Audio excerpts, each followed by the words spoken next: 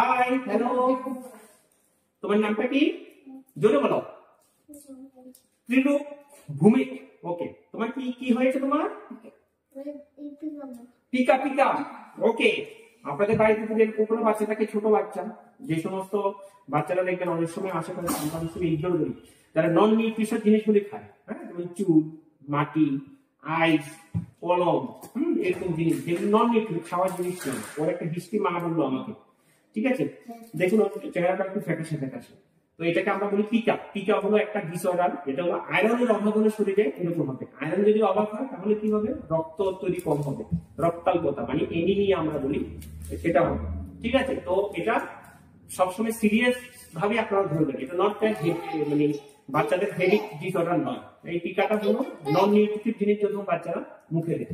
এটা আয়রন ডিফিসিয়েন্সির জন্য হয়। তো আমি ওকে আয়রন দিয়ে দেবো, ঠিক হয়ে যাবে আস্তে আস্তে। ঠিক আছে মা? ঠিক আছে, তোমার টিকাটা ঠিক হয়ে যাবে। এটা নট এ সিরিয়াস ইস্যু। হ্যাঁ, সবুজ শাকসবজি খেতে হবে, গ্রিন লিফি ভেজিটেবল, মেথি খেতে হবে, সোয়াবিন খেতে হবে। ঠিক আছে, একটু বাইরে বলে দাও। Bye bye. Okay, thank you.